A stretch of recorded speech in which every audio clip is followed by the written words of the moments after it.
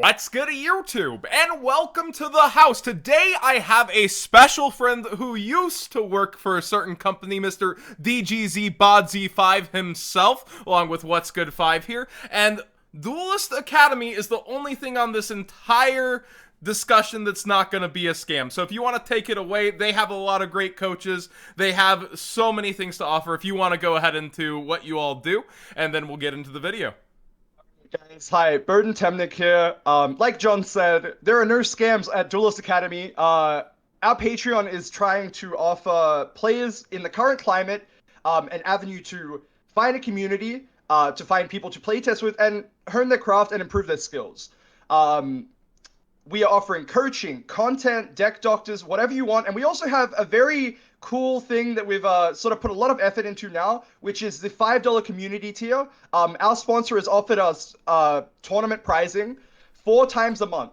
I know it says 1 tournament entry per month, but we have 4 of them per month now. So for $5, you get to play 4 locals on our Discord, while also having access to the Discord channels, everything where we talk, ourselves, the pro players, myself, Jesse Cotton, Asala, Nishad, Ryan Levine, Jeff Jones, Max Reynolds, Raphael Nevin, the list goes on. We're really just here to give back to the community as much as we can, and this is, you know, the coolest thing we've done in terms of doing it. So be sure to check it out. $5, 4 tournaments a month, access to the Discord, our undying gratitude, I think, is added to the community tier patron list. So one thing that's yeah, be really sure to check cool it is out. I've seen some people actually have results also from the coaching. Like, when we still had events, multiple people actually got to top that were working with you guys. Yeah, definitely. We had YCS Sydney and we had YCS Vegas. We actually played against one of our students in the top cut. One of Asala's students played against myself, Ryan, and Nishad. So that was very, very funny and very cool. Alright, let's get into the topic at hand. This will be linked down below for anybody interested at all. Definitely a huge growing community, and you can find out why so many people are joining there. We're going to talk about fake cards and scams within Yu-Gi-Oh!, as well as playmats and other things that have been popping up. And the most recent one that is widespread, you can see 80 are freaking sold here, are fake DDS Blue Eyes, which is basically the equivalent to Yu-Gi-Oh's Black Lotus, one of the most heralded cards, most expensive cards that you can get graded, and fakes are floating around. So if you want to go ahead and some of the differences, we do have a real one pulled up as well. You can kind of see the age and wear and tear, but there's definitely differences that you can spot here. So the big issue with these cards is I think people that are playing now weren't old enough to remember when these cards came out. You know, video games now, you'll get 3 promos, but they look sort of the same as the cards that you would receive from a booster pack. These cards were iconic. They would feel different, look different, they would smell different when you take them out of the pack. These counterfeiters now are trying to capitalize on that nostalgia, and they're making some very, very high quality fakes. But the discernible differences are very, very noticeable once you have it in hand, and you've, you know, sort of just held a couple older Yu-Gi-Oh cards. So I think the key thing that we can go over is the glossy finish on the counterfeit card. If you want to zoom in, John, we can take a look. It's pretty evident, I believe, just in comparison to the real one, there is a more glossy finish on the front, and I believe the back as well. Just really a dead giveaway for the most part. Yeah, you can actually see they show the back of this versus an older kind of card, and you can see it is way glossier because they can't just like put it together like that. They have to kind of create it and print it out. We also have some issues with the foiling. You may or may not see certain patterns in terms of the I think it's a parallel foiling. It's like more of a prismatic sort of secret foiling from the original video games.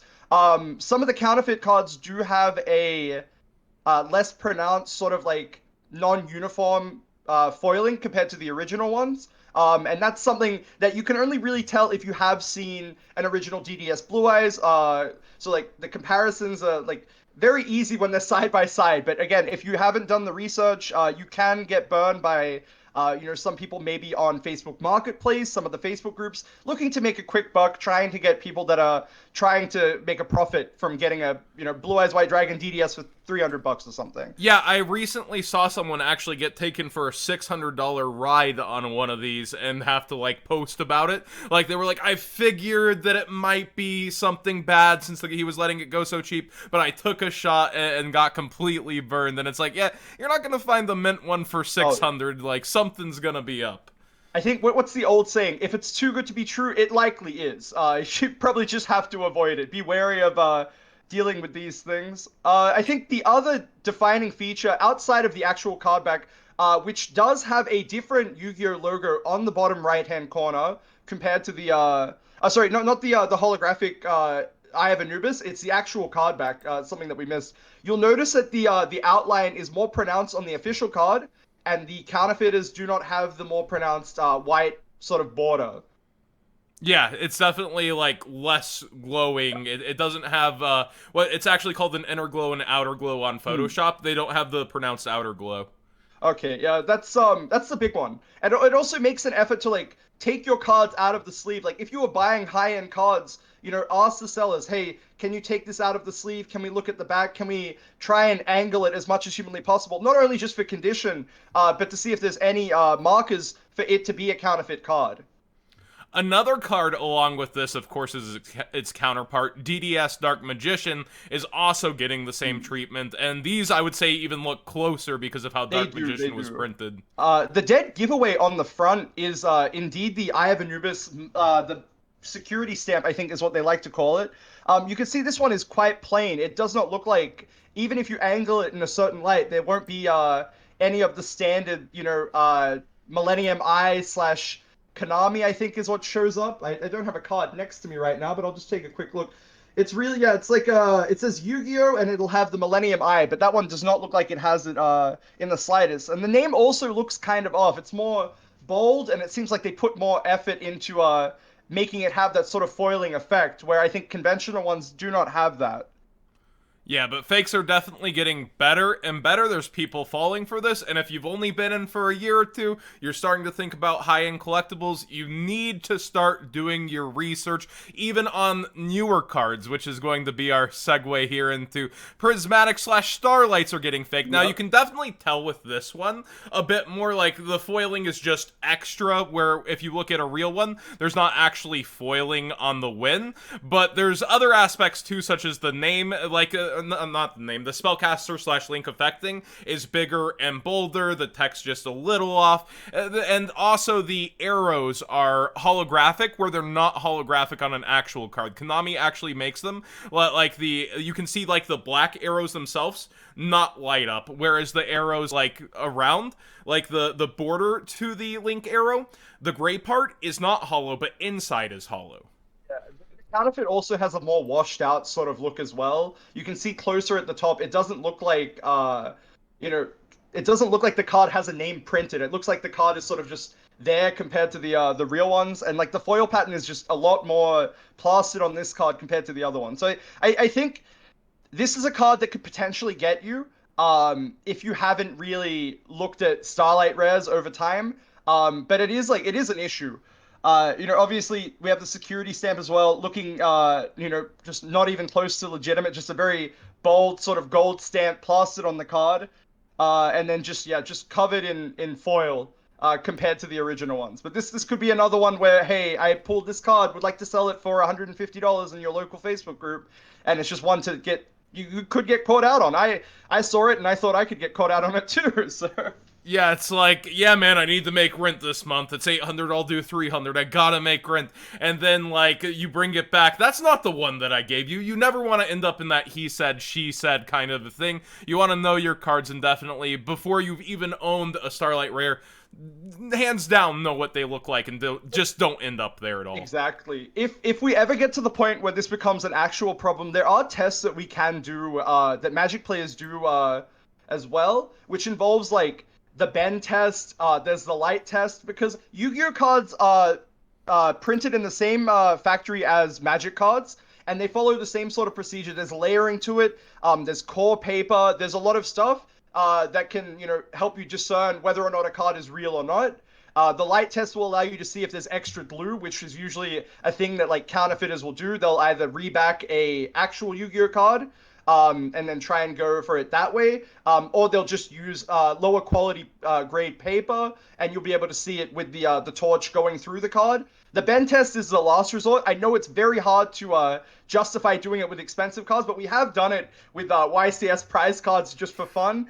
But if you're able to pull corner to corner, the card should not damage, and it should go back to a standard shape. The card will not damage if it is an official Yu-Gi-Oh card, and that is due to the printing process at the printing facility, and that's for every card game that Cardamundi prints, which is the company that prints Yu-Gi-Oh cards. If you're able to go corner to corner, the card should not break, bend, crease, anything, and it should go back to its original state.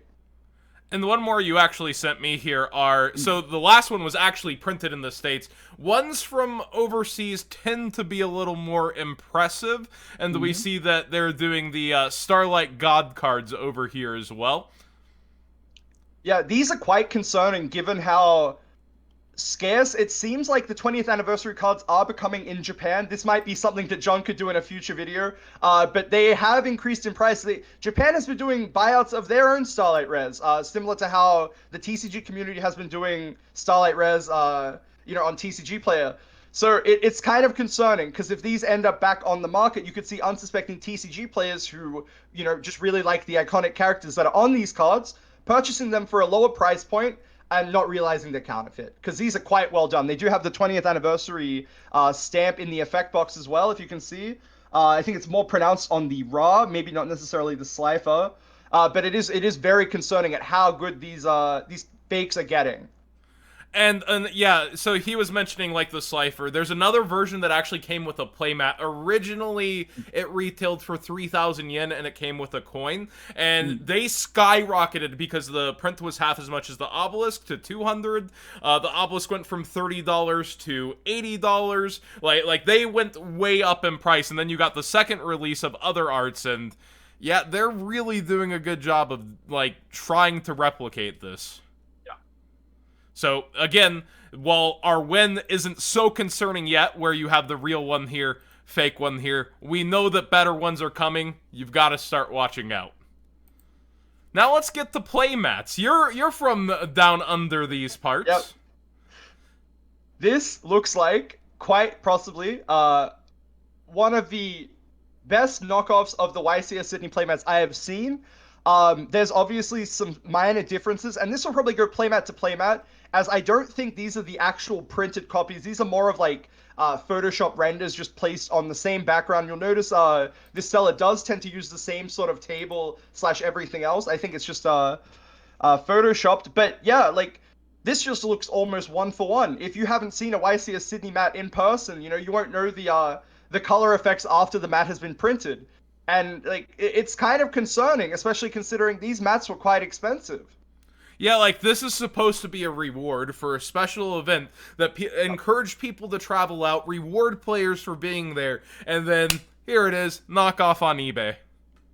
Just straight up. It's really unfortunate because Konami's built this structure for a long time to where this is how they reward a lot of the community, like regionals. That's your prize. Yeah. 8 people. You get the playmat. You won a giant win-a-mat. And now the mats are getting put in these compromised positions, such as like this Asia Judge mat. Highly sought after. Used to be $200 and then started to go down in price slowly because these started popping up like this. The counterfeiting market in terms of playmats has definitely crippled the pricing. It's definitely not healthy. And you'll notice it a lot more with more exclusive playmats, which obviously is a dead giveaway when a seller has, 10, 20 copies, or even just 5 copies of a playmat that was previously hard to find, and especially if they have lower feedback, it's very likely it is a counterfeit playmat. And you can see here they even have it like rolled up in the tube, like it's this one's like made here. They even get it down to the point of the not for sale in the corner. Exactly. It's crazy the lengths they go to. And then here's another one, 125th YCS. I think is that the top cut, Matt, for the 125th? Yeah, it is. Yeah, that's very concerning. That mat is probably one of the rarest playmats in the TCG region. And just seeing a fake like this is very, very off-putting, especially knowing some of the mat collectors in the game. Like this is almost just looks identical, and it's very, very upsetting. But I think there are some dead giveaways in terms of these mats. Obviously the color being washed out because these are usually like produced when ordered.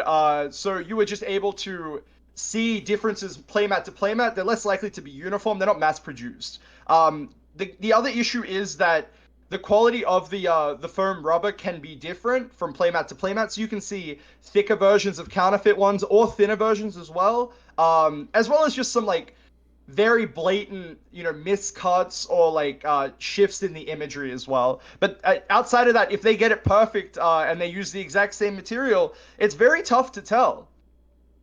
And here's something else you sent me, stumbling across this website that actually just has insanely cheap prices for large amounts of playmats, and there happens to be not just this con exclusive, but very old pictures of playmats that could just be rolled back out of their factory.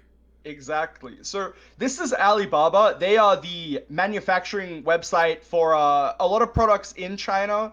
And I think it's just China, not Hong Kong actually, but that's a different discussion. So these companies would be commissioned to print the playmats, I believe. Well, not commissioned, but like actually just told, hey, we want these playmats. Here's the document for it. We want this many copies. And this is basically just like the insight into the world of like where these mats come from. The issue is, I think, after a while, these renders slash high resolution images tend to make their way back into the Chinese community, and you do see higher quality images, higher quality fakes, and these are almost just like factory made unauthorized replicas enough of the time. And it's unfortunate to see, but this is close enough to the official thing compared to the other ones that we have seen. So if you do see mats like these, they are still rare enough to come by, but they are unauthorized in the grand scheme of things. I'll give another example with Chinese factories. So let's say a Godzilla figure releases. Mm-hmm. Sometimes a bunch of them all of a sudden after that release, like specifically with Rodan 1956, for example. It's a figure that was printed last year and shipped out. A bunch popped up without boxes all of a sudden, even legitimate to the stamps in its foot, but no box in mass, half price, either factory rejects or the ability to get extras off the line. Things definitely happen where stuff just disappears in the factories and pop up somewhere else. 100%. For sure. I think the laws in China do sort of have a gray area when it comes to stuff like this. But if you scroll further down, I think it was the previous one does say that they are official printers for Konami or for the Yu-Gi-Oh brand. So that con exclusive playmat, I believe, was it was made for a New Zealand con, and then it was also given out in Germany and I think another European country. So I think that was like this is one of the printers that doesn't do a lot of the playmats, but it was commissioned to make this playmat in en masse for conventions, whether it be Comic Con. I think in New Zealand it was Armageddon is the convention name. But yeah, so these are the official companies that are making these mats. That's like kind of concerning. If fakes are making it onto the market, it means that the imagery is being leaked from the company. So it is something to look out for, and obviously the tips that we've told you before are the main things to look out for.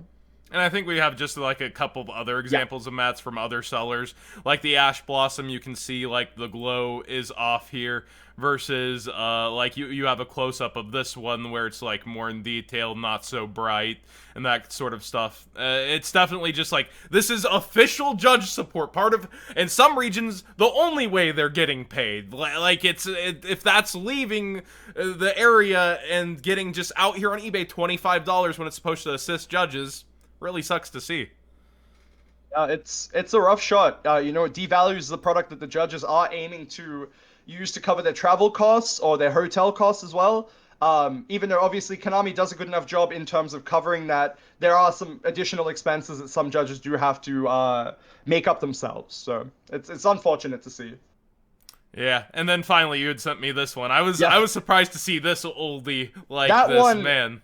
looks better than the one that I have in my room. Like that just looks very, very, very good in terms of quality, and it's quite upsetting because this is an expensive playmat in the grand scheme of things. It's very, very unfortunate.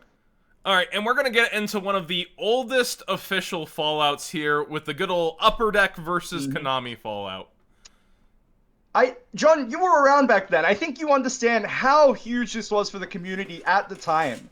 I thought the game died almost. Like, it's one of the real times where Upper Deck Day happened, prize cards are flying around the room, and I'm just like, oh my gosh, everyone's tanking, just throwing, like, cards at half price. Like, people really thought the transfer would, like, kill the game. Yeah, It was people thought crazy. the world was ending. It was a wild ride. You know, that I think it was like what, about October till January-ish until like there was the full transition. I think we had the first Konami Shonen Jump around February, right? February, March-ish? I know that 2009 Houston's considered the lost jump, and I was Yeah. actually there. They don't have metagame coverage of that even, and Doomcal was the prize card, if I recall. And I actually was a first feature match, so they let a guy do video at that one all I've the way seen back those then. videos. Yeah, the Quite videos good. are down now. That was Psychotic Porcupine. I even remember the name. And so it's all these things were happening at this one jump. If I recall, it's Ryan Spicer versus Jerry Wang in the finals. It's actually pretty hype, and that's the lost jump, and then it's just silence for a while. So the reason that this all happened is quite literally because of this product that John has on the screen right now. And that's quite upsetting to think that all it took was a white horn dragon, a Destiny Hero Dreadmaster, and a water dragon. But it does go deeper than that. John, if you want to bring up the lawsuit and the undisputed material facts, I believe. Yeah, I have it on screen. Yep. All right, too easy. So we have a list of fakes that have been identified by a Konami employee. So the whole thing was Upper Deck was, you know, messaged by a company. I think it was Vintage Trading something in Texas, I believe. And they were like, well, we have this old product. We can't really get rid of it. Can you print us some promo cards so we can repackage them and sell them? Similar to what you'll see in like Walmarts and stuff like that. Obviously now those are official, like not official products, but they have official products inside of them. But back then, you know, companies would be like, okay, Upper Deck, I need some promos, man. I'm trying to get rid of these dead packs. And this was a list of 9 cards that Upper Deck viewed as sought after in the community. So you see we Yeah. have Flame Wingman, which would be the ultimate rare version. We have Destiny Hero Dreadmaster, which would be the ultra rare version. Aquaneos, which would be the ultimate rare version. And I believe Water Dragon is the super rare version. Electrum is the McDonald's pack version, I believe. Mudball Man is the same. Flute, Mistbody, and Whitehorn Dragon, I think, is also the McDonald's pack version too. But those ones tend to fall under the radar. The key ones that we're going to look at today will be the Ultimate Rare Flame Wingman and the Aquaneers. I just want to say, imagine reprinting cards that you worked on with a multi-million-dollar company, billion-dollar company like McDonald's, and just like, hey man, yeah, we're gonna slide these over here too. Yeah, don't know what they were thinking at all. So I'll actually say somebody in my live stream / Discord recently got taken for a ride on this. He got one at 76, thinking it was good because there's like near mints at like 80, 100. Of course, it would be real. He got it in, and he got it with the silver stamp. yeah, so the silver stamp is the really discernible giveaway. And as we can see here, we do have PSA graded copies of the Upper Deck counterfeits, and there is no note saying that these are, you know, unofficial, these are alters, something, whatever. These are just fakes being graded. So I think that this card is criminally underpriced. When you see the old Ultimate Rares, the market now, where you have first edition near mint copies of something like Ancient Gear Golem, which is a card from the same set, going for upwards of $500, $600, sometimes $700, depending on the condition. But you have this iconic elemental hero, Flame Wingman, only going for $100. It's because the market is just very saturated by these Upper Deck fakes. And I think this is something that needs to be made aware, because this card should be more expensive. And I think sellers should be made a bit more accountable in identifying that their cards are counterfeit. Yeah, like people are literally scared to order those $100 ones online because the real ones are selling for about 250. Yeah, that's at 100. That's under half. Like, and that tanks the market on it because people are scared to even deal with the customer service or say, "Hey, you sent me a fake. You wasted my time. You wasted my money." That kind of stuff. Like it makes it difficult to even approach this for a collection. Yeah, and it's even tougher if the card is graded as well. You'll notice that you can't actually tell in certain images that sellers upload whether or not the stamp is gold or silver as well. I think some of the other auctions that we have up do sort of have that issue. You can see like some of the lighting is not good enough, and it's very ambiguous in terms of this card's first edition, but is the stamp gold or silver? And if it's PSA graded and the angling is not appropriate, then by all means, what is eBay gonna say? Like, hey, this is officially graded by a grading company. This card is real. Like, we'll offer you a refund or something. But like, that's the extent of it. There's no partial. I literally can't tell if this one. I literally can't tell if this one is lighting. Yeah. Or if it's gold, because like if you tilt a silver the right way, it's going to shine a little golden like off the lighting. This one's actually difficult to tell. I think it's almost silver more so. Yeah, I think it's leaning more towards that. Yeah, it's impossible to tell sometimes with the images that sellers do provide.